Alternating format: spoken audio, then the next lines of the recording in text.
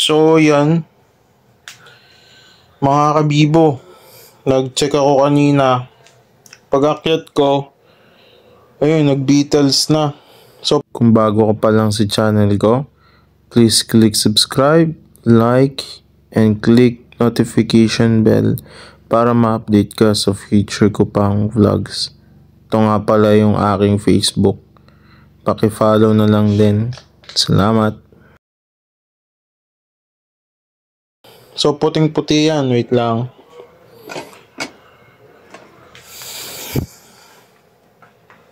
So, may mga mangilan-ngilan na rin na nag-Beatles sa batch 2. Ito yung sa batch 2. Ito. Tapos ito. Basta yung mga sobrang puti, yan yung mga nag-Beatles.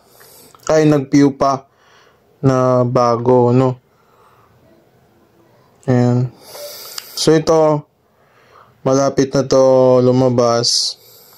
Ito rin, malapit na yan. Ito lalo. So, hindi ko na sila pinapakilaman. Tapos, we have Beatles. Itong itim, ito yung nakita ng nanay ko sa labas na superworm. Nagulat siya.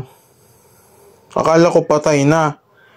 So, nilagay ko siya dito sa nilinisan ko. Yan. Yan yung dumi nila. No? So, akala ko patay na. Tapos, nagulat ako. Bigla na lang may nag-scratch dun sa plastic. Ito na pala siya. Ayun, beetle na siya. So, I think lalaki to. Napansin nyo rin, mga kabibo, ang ganda nung mga, yung mga feather nung mga ating Beatles na inalagaan ng maigi. Ang reason bakit yung katulad ng kulay itim na to, yung ganyan, napapansin ko sa mga nagvo-vlog, sila yung nagpupa ng maliit. Pinapupay nila ng early.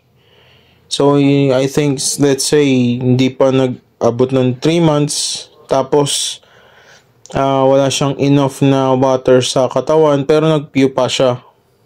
And successfully nag-transform siya from pupa into Beatles. So, yun lang ang observation ko. Pero mag-experiment tayo kung ano magiging, bakit naging ganyan. Yung kinalabasan niya, yung feather. Labas, ang pangit, no? Believe it or not, may feather sila pero hindi sila nalipad. Ayan, so, according sa research, itong mga bago, after 24 hours, magiging itim na yun katulad nito. And once na mag-itim na sila, they're ready for mating. Tapos, kanina sobrang puti niyan. Yung tatlong yan, yung tatlong brown. Sobrang puti niyan. As in. Tapos, lumipas lang ng, I think, 2 hours. Yun na. Nag-brownish na sila.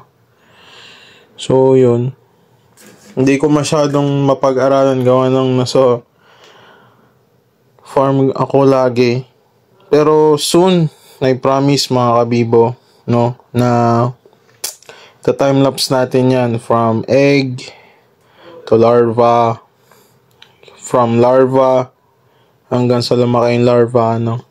Tapos, from larva to pupa, then from pupa to Beatles. Na 2 weeks, tama. According sa research, from larva to pupa, 2 weeks. So, makikita natin kung talagang 2 weeks ba. And may recordings tayo, which is short videos ko. Yung nagpupa sila yung first batch. then nag-Beatles. So titingnan natin kung ilang araw, umabot ba ng 2 weeks or ilang araw lang na kaagad. So ayun, titingnan natin.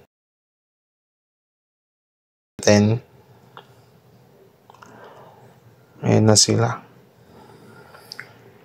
And nga pala, update tayo dun sa second batch natin na itlogan, no? Yung fertile egg. Ngayon ang ika 10 days nila. So titingnan natin kung 100% accurate ba yung screwdriver na aking ginawa, no? Yung ito, no? So tinutok natin to dun sa mga itlog, and you can see naman, di ba, na gumagalaw talaga siya pero hindi ko siya ginagalaw. Ayan. Gumaganyan talaga siya pero hindi ko ginagalaw yan. So yun ay sa next vlog ko. Check natin tonight kasi may time pa naman. So ayusin ko lang to, then doon na sa next video.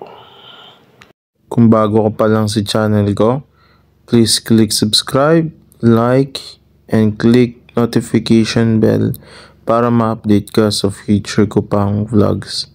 Ito nga pala yung aking Facebook. Paki-follow na lang din. Salamat!